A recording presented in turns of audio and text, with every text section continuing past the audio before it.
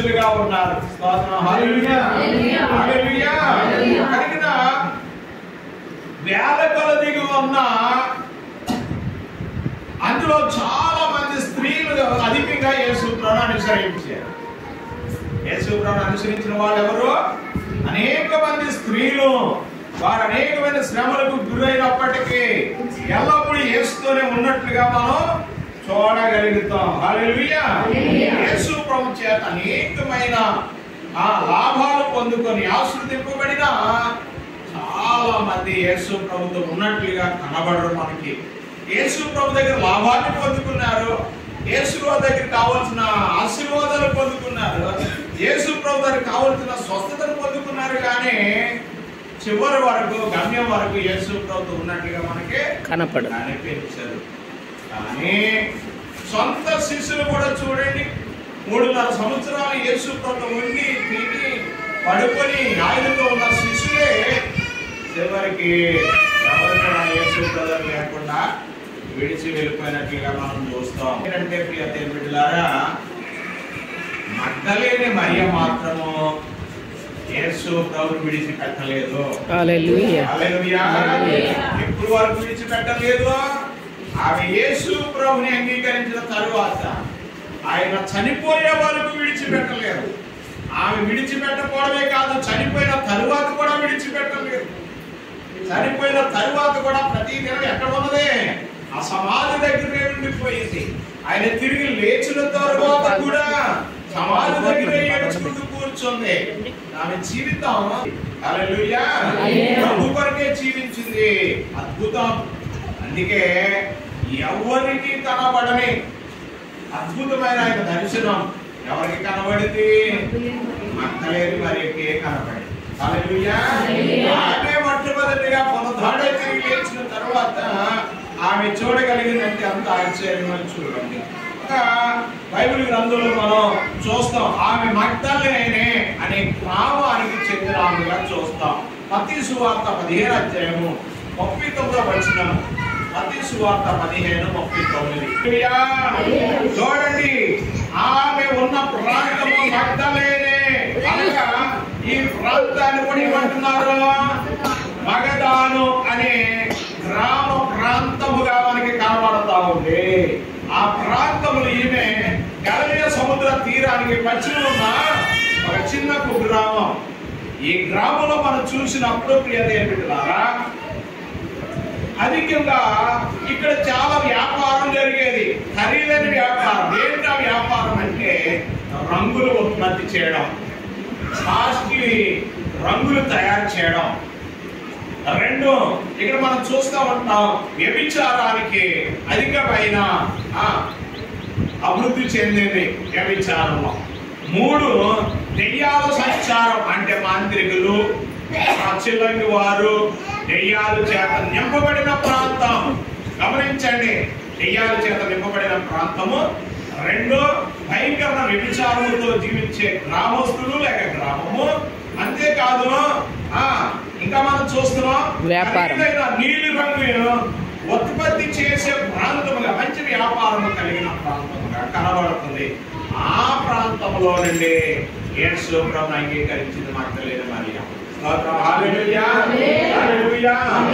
దేవుని బిడ్డలారా, గమనించండి, జీవితాల్లో లోకములో ఉండే అందాలు, లోకంలో ఉండే సౌందర్యం, లోకం నుండే ఆనందం, లోకం నుండే పాపము అంతా కూడా, అంధము, పాపము, దెయ్యాల కార్యాలు అన్ని కూడా నింపబడిన ప్రాంతం.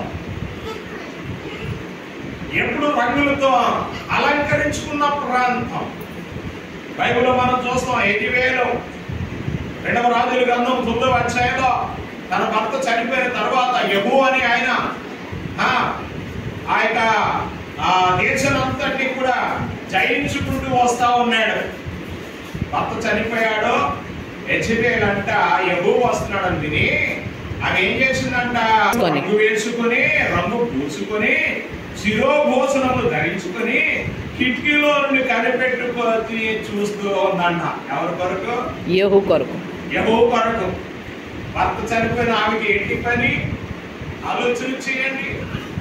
భర్త చనిపోతే వేరే పురుషుని కొరకంటే అలంకరించుకుని కిటికీలో నుంచి చూస్తూ అందముగా ధరింపబడిన వారే ధరింపబడినదై ఏం చేస్తుందంట? చూస్తుందంట. ఏదో రానే వచ్చాడు, కిటికీలను చూసి అంటది, యెహో నీవు సమాధానముగా వచ్చుచున్నావా అని చెప్పగానే యెహోకు చాలా కోపం వచ్చేసింది. అక్కడ అన్నాడు, నా పక్షంగా ఉన్నవాళ్ళు ఆమె పైకి కింద దోసి అన్నాడు, చంపేడు అన్నాడు. అప్పుడు ఆమె ఏం చేశారంటే ఆ పైకి కిందకి దోసి వేసిన 33వ వచనంలో రాయబడింది, దీనిని క్రింద పడద్రోయుడని అతడు చెప్పగా వారు దానిని క్రిందికి పడద్రోసినందున దాని రక్తంలో కొంత గోడ మీదను గుర్రముల మీదను చిందెను, మరియు గుర్రముల చేత అతడు దానిని తొక్కించెను. స్తోత్రం, హల్లెలూయా. పాపమును ఖండించాడు యెహోవా, పాపమును ఆపివేశాడు, పాపానికి అవకాశం ఇవ్వలేదు. గమనించాలి ప్రియ దేవుని బిడ్డలారా, ఒక అందమైన ప్రాంతం, ఒక అందమైన అలంకరణ కలిగిన ప్రాంతంగా జీవిస్తూ భయంకర పాపము కలిగిన ప్రాంతంలోనే ప్రభు దగ్గరికి వచ్చింది. మన జీవితాలు ప్రియ దేవుని బిడ్డలారా గమనించాలి. అందము ఎలాంటిది? మోసకరము. సౌందర్యము వ్యర్థము. యెహోవా యందు భయభక్తులు కలిగిన స్త్రీ కొనియాడబడును. హల్లెలూయా. యెహోవా యందు భయభక్తులు కలిగిన స్త్రీ ఎప్పుడు ఏం చేస్తుంది? కొనియాడబడతా ఉంటది.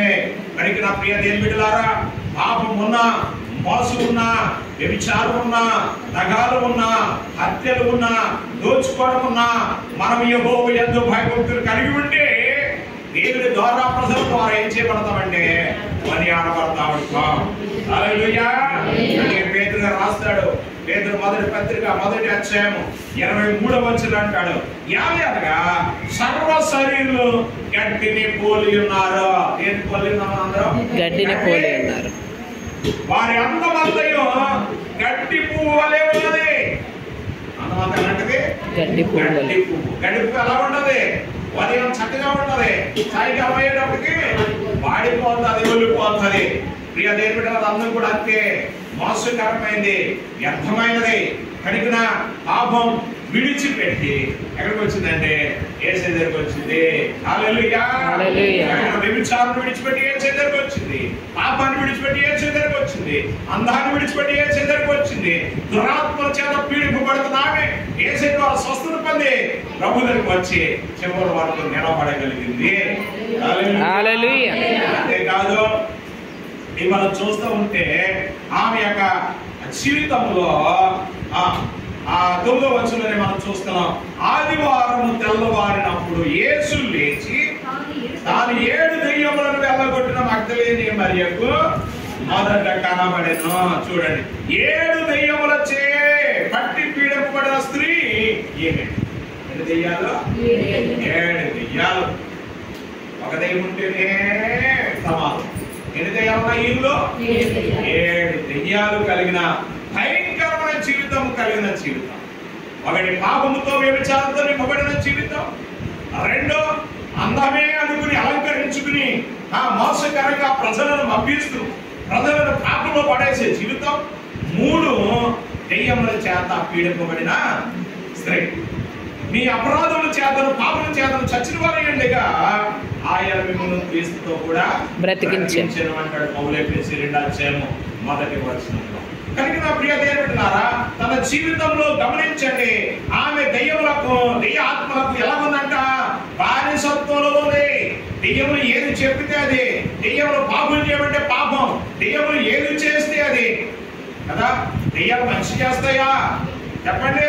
దెయ్యాలు మంచి పని చేస్తాయా? దెయ్యాలన్నీ మోసం చేస్తాయి, చెడ్డ పనులు చేస్తాయి, పాడు చేస్తాయి, నష్టం చేస్తాయి, వెళ్ళిపోతాయి. చివరికి ఎన్ని చేసిన తరువాత మరణానికి తీసుకుని వెళ్ళిపోతాయి, నరకానికి తీసుకుని వెళ్ళిపోతాయి. దేవుని రాజ్యానికి వెళ్ళకుండా ఆవు చేసే దెయ్యములు భయంకరమైనవి. అటువంటి దెయ్యముల చేత ఈమె ఏం చేయబడింది? పీడింపబడింది. ఎంతగానో ఆమె పీడింపబడింది. అయితే ఆమె ఏం చేయబడింది చెప్పండి? ఆమె వాటి నుండి విడుదల పొందుకుంది. మనకు కూడా విడుదల కావాలి.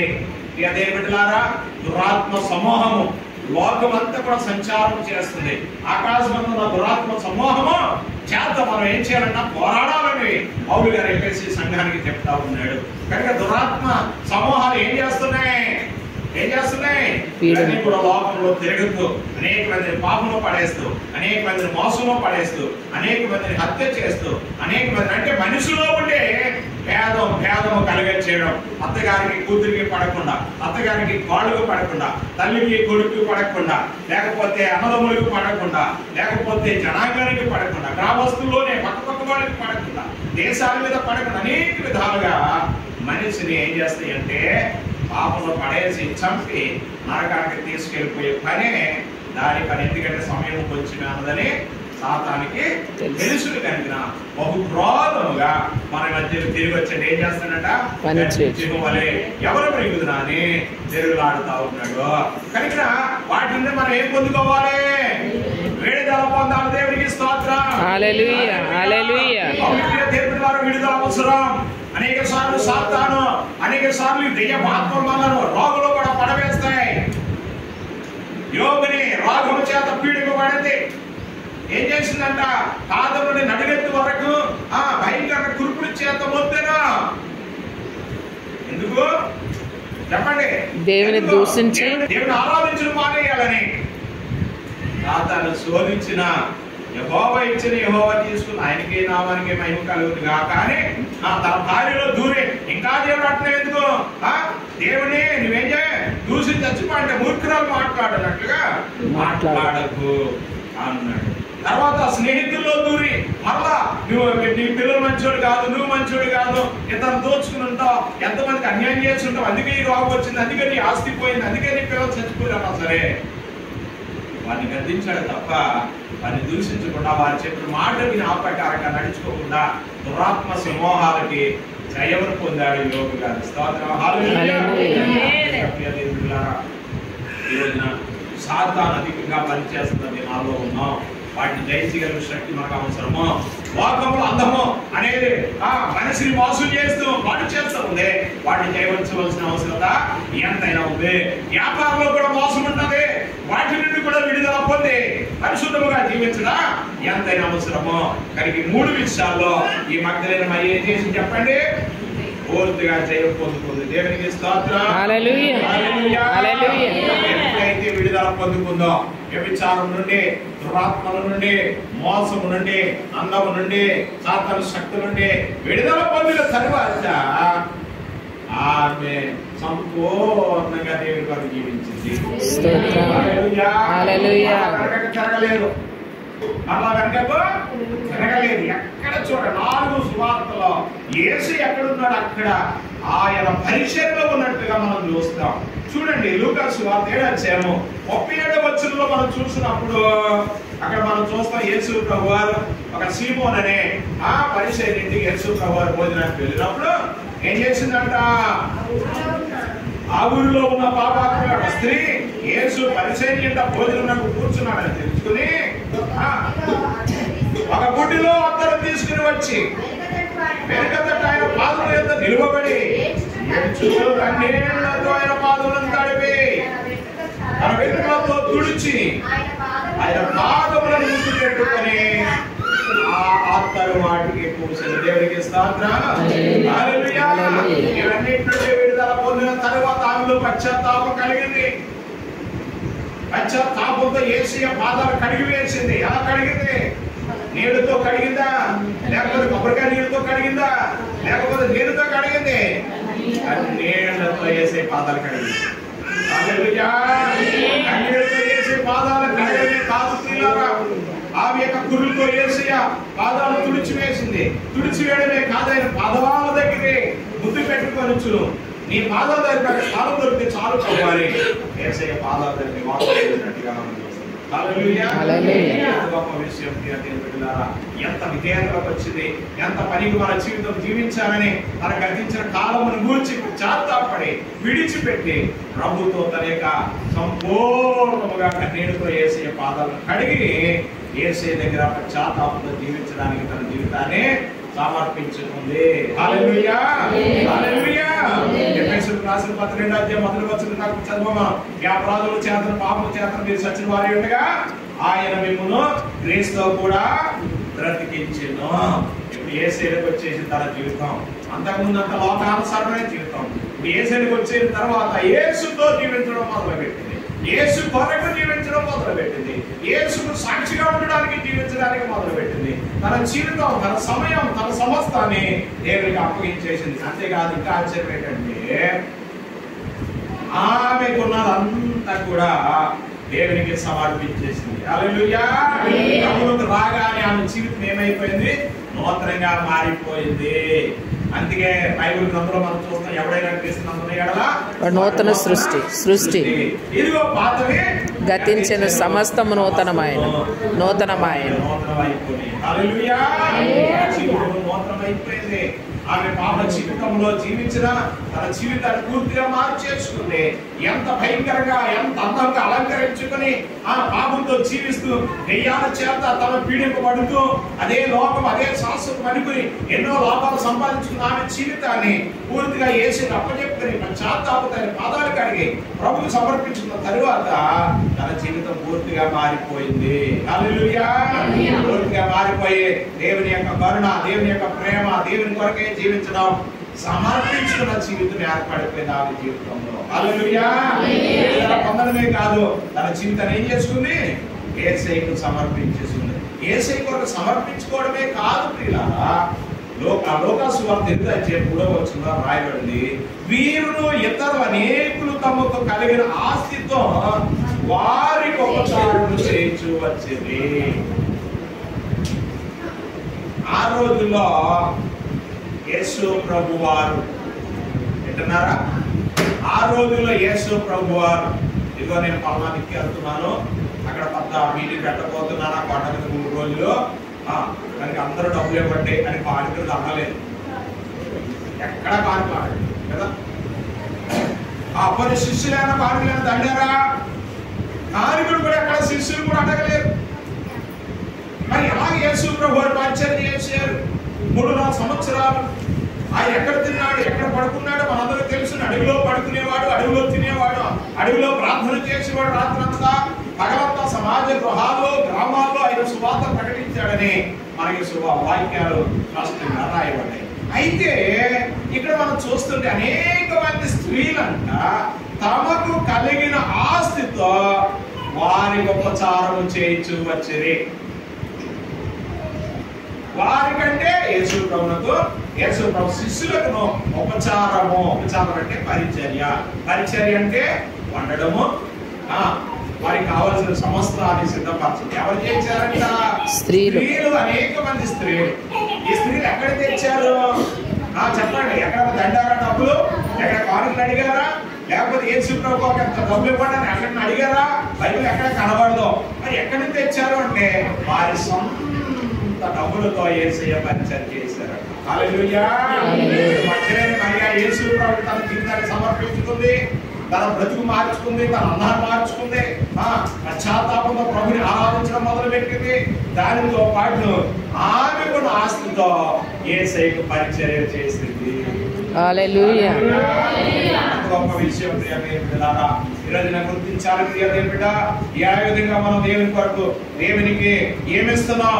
ఆమె సేవకి తన ధనాన్ని, తన స్థలాన్ని, సమయాన్ని హెచ్చించేసింది. చూసారా? ఆమె సమయాన్ని ఇచ్చింది, ఆమె స్థలాన్ని ఇచ్చింది, ఆమె ఆస్తిని ఇచ్చింది. ఎవరి కొరకు? యేసయ్య కొరకు ఖర్చు పెట్టింది. ఎక్కడ ఏది కావాలో ఆమె నిలబడి ఆమె చేసినట్టుగా చూస్తున్నాం. భక్తి లేదు, మరి గొప్ప ధనవంతురాలు, పేదరాలు ఏం కాదు, ధనవంతురాలే. అయినా సరే ఆ ఆస్తి అంతటి కూడా ఏం చేసిందంట? యేసయ్యకు ఉపచారము చేయించు వచ్చిరి. హల్లెలూయా. ఎంత మాదిరికరమైన జీవితం ఉందో చూడండి. తనకున్నదంతా కూడా ఆయన కొరకు ఇచ్చేసింది. ప్రియ దేవుని బిడ్డలారా, మరి మనం ఎలా ఉంటున్నాం? మగ్దలేని మరి అలాంటి మన జీవితాల్లో ఆశీర్వాదాలు మనకు కావాలంటే దేవుని కొరకు ఇచ్చేవారిగా ఉండాలి, పరిచయం చేసేవారిగా ఉండాలి. మనమే చూసుకోవాలి. నేనే ఇవ్వాలా, నేనే చెయ్యాలా అనే ఆలోచన ఎప్పుడు మన జీవితాల్లో కలగకూడదు. అర్థమవుతుందా ప్రియులారా? నేనే తుడవాలా, నేనే బరకాలు ఇయ్యాలా, నేనే తలుపులు తీయాలా, నేనే పాడుకులు తీయాలా, నేనే వంటలు చేయాలని ఎప్పుడు ఆలోచన పెట్టుకోకండి.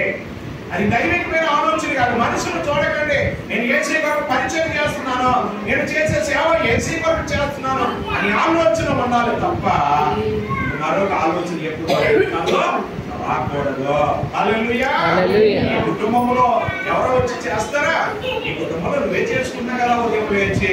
మరి యేసయ్య పరిచయం ఎవరు చేయాలి? నా బాధ్యత అనే ఆలోచన కలగాలి. అందుకే అందరికంటే మీరు సువార్త 4 సువార్తలు చదవండి. యేసయ్య ఎక్కడంటే అక్కడ పరిచయం చేసిన ఆమె మగ్దలేనే మరి అన్ని స్థలాల్లో ఉంది, ఎక్కడ విడిచిపెట్టలేదంటే అంత అద్భుతం. హల్లెలూయా. మన యేసయ్య కొరకు ఎలా ఉంటున్నాం అనేది ముఖ్యమైన ఆశీర్వాదాలు పొందుకోవడానికి ప్రయత్నం చేయాలి. వేదనల్లి అభివృద్ధి పొందువారు కలరు. ఇదిగో మీరు నా మధ్యలో ఆహారం ఉన్నట్లు మీరు 10వ భాగమును తీసుకొని రండి, నా యొక్క మందిరంలోనికి ధన నిధిలోనికి తీసుకురండి, అప్పుడు మీరు నన్ను శోధించిన ఆకాశపు వాక్కులను విప్పి పట్టణమంతా విస్తారమైన దీవెన మీకు అనుగ్రహించేదనని సైనికులు కదిలితారు యెహోవా సెలవిచ్చుచున్నాడని అలాగే గ్రంథంలో 10వ స్పష్టంగా రాయబడింది. వాక్యాన్ని లోతుగా తీసుకోవాలి. ప్రభు కొరకు నేను ఏం చేస్తున్నాను, ప్రభు కొరకు ఏం చేయగలుగుతున్నాను, ప్రభు కొరకు ఎటువంటి పరిచయం చేయగలుగుతున్నాను, ఆ పరిచయం ఎలా ఉంటుంది, ఆ పరిచయం దేవునికి భయంకరంగా ఉంటుందా లేక మనుషులు చూపించినట్టుగా ఉంటుందా అని ఆలోచన చేసుకోవాలి. మగ్దలేనే మరియా తన పాత జీవితాన్ని విడిచిపెట్టింది. ఎవరు ఎన్నన్నా ఇది విడిచారు కదా, ఈమె దెయ్యాలు పెట్టిన మనిషి కదా, ఈమె దుర్మార్గురాలు కదా, ఈమె అందనంతటి మోసం చేసుకుంది కదా, అందనంత నమ్ముకుంది కదా అని ఎన్నో మాటలు వచ్చే ఉంటాయి తన జీవితంలో. అయినను అవన్నీ పక్కన పెట్టింది. తన జీవితంలో యేసయ్య కొరకు జీవించడం నేర్చుకుంది. పరిచయం కొరకు వాడబడడానికి ఉపయోగించింది. తన సమయం ముందైతే లోకం కొరకు వాడింది కనుక ఇప్పుడు తన జీవితం అంతా యేసయ్య కొరకే వాడింది. మన జీవితాలు ఇవ్వండి తప్పన ఆసక్తి మనకు కావాలి దేవుని బిడ్డలారా. పెందల కాడమే యేసయ్య సమాధానం పెందల కాడమే ఇల్లు ఎవరు చెప్పండి? మగ్దలేనే మరియా. ఎంత గొప్ప ఆశ్చర్యం! పెందల కాడమే వెళ్ళిపోయిందంట. అదే కాలమే వెళ్ళిపోయి 3 రోజులు కూడా వెళ్ళిపోయింది. సుగంధం దగ్గర యేసు కనబడపోయేటప్పుడు ఏడుచుకుంటూ కూర్చుని అక్కడ అయ్యో యేసు ఎడకపోయారా అని దొరికే వరకు ఎదురు చూసింది. ఆయన దొరికిన తర్వాత మరలాంటుంది ఆయన ఎక్కడున్నాడో చెప్పండి, ఆయన గుర్తుపట్టలేక ఆయన ఎక్కడున్నాడో చెప్పండి, ఆయన మోసుకెళ్ళిపోతాను. ఆసక్తి కలిగిన మగ్దలేనే మరియగా మనం చూడగలుగుతున్నాం. స్తోత్రం. హల్లెలూయా. హల్లెలూయా. కలిగిన ఆమె అన్ని వేళలా ఏం చేసింది చెప్పండి? యేసయ్యను అనుసరించింది. లోకాసువార్త 8:1-2-3 వచనాలు చూస్తే అర్థమవుతుంది. యేసయ్యను అనుసరించింది. అనుసరించిన కొంతమంది స్త్రీలు అక్కడ రాయబడుతుంది. మగ్దలేనే మరియా, హేరోదు మరియయ్యు, తర్వాత రాయబడ్డాయి 5తో ఉన్నవారు. ఇక్కడ మగ్దలేనే మరియా ఉంది, తర్వాత ఆ కూలే భార్య యోహన్నా ఉంది, సూసన ఉంది. తక్కువ ఏంటంటే తన భర్త ఉద్యోగస్తులు, గొప్పవారు, ధనవంతులు, ఐశ్వర్యవంతులు అవన్నిటిని విడిచిపెట్టి యేసయ్యతో అడవిలోకైనా, యేసయ్యతో అది ఏ ప్రాంతమైనా, యేసయ్యకి అది ఎలాంటి ప్రాంతమైనా కష్టమైనా సరే యేసయ్యతోటే తన జీవితాన్ని ముగించడానికి ముందుకే వెళ్ళారు. హల్లెలూయా. హల్లెలూయా. కనుక ఆమె చనిపోయేంత వరకు ఆయనతోటే ఉంది. చివరకు మగ్దలేనే ఆయనను సమాధి చేసే వరకు ప్రభుని విడిచి పెట్టలేదు. అందరూ విడిచిపెట్టారు కానీ మగ్దలేనే మరియ మాత్రము విడిచిపెట్టలేదు. మత్తయి సువార్త 27:67 చూడండి. మగ్దలేనే మరియయు వేరొక మరియయు అక్కడనే సమాధికి ఎదురుగా కూర్చుండి ఉండిరే. ఎక్కడున్నారు? యేసు ప్రభు సమాధి చేస్తున్న అక్కడే సమాధి దగ్గరే కూర్చుని ఉన్నారు. చూడండి, సమాధి చేసినప్పుడు ఉన్నారు, సిలువ వేసినప్పుడు ఉన్నారు, పర్రాలు తొక్కున్నప్పుడు ఉన్నారు, ఆయన సిలువ మోస్తున్నప్పుడు ఉన్నది. తర్వాత 3 దినాలు ఉంది, తెల్లవారుజామున ఆదివారం వెలుగు ఎక్కడే ఉంది. ఉన్నాయంటే ఆమె గురించి చెప్పుకోవాల్సింది ఎంత గొప్ప విషయం. ప్రియ దేవుని బిడ్డలారా, ఈరోజు మనం జ్ఞాపకం చేసుకుందాం. మన జీవితాల్లో ఎటువంటి వారిగా ఉంటున్నాం. ఆయన మొట్టమొదటిగా తన తల్లికి కానీ శిష్యులు కానీ కనిపించలేదు కదా. సొంత తల్లి కన్నా కనపడ్డా? మరి శిష్యులు 3.5 సంవత్సరాలు ఉన్నారు, వారికి కనపడ్డా? వారికి కనపడలేదు. వారి బంధువులు కనపడ్డా? వారికి కనపడలేదు. ఎవరు కనపడ్డాడో? ఒక పాపాత్ముల జీవితాన్ని మార్చుకొని ప్రభు గారికి జీవించి తన సమస్తాన్ని ప్రభు గారికి జీవించిన ఆమెకే యేసు ప్రభు కనపడ్డాడు. హల్లెలూయా. యేసయ్య స్పర్శ, యేసుప్రభు స్వరాన్ని, యేసుప్రభు దర్శనాన్ని చూడగలుగుతున్నావా లేదా? ఆయన బంధువులు కనపడేవాడో, లేకపోతే రక్షములు కనపడేవాడో, తల్లి కనపడేవాడో, చెల్లి కనపడేవాడో, తమ్ముడు కనపడేవాడు కాదైనా. నీవు ఆయన ఎంతగా ఆరాధిస్తావో, ఎంతగా ఆయన దగ్గరగా ఉంటావో, ఎంతగా దేవుని యొక్క పరిచయాలు ముందుకు సాగుతావో, అంతగా దేవుడు నీ దగ్గరనే వినయము గల వారి మధ్యన నేను నివాసము చేస్తానన్నాడు యెషయా గ్రంథం 57:15.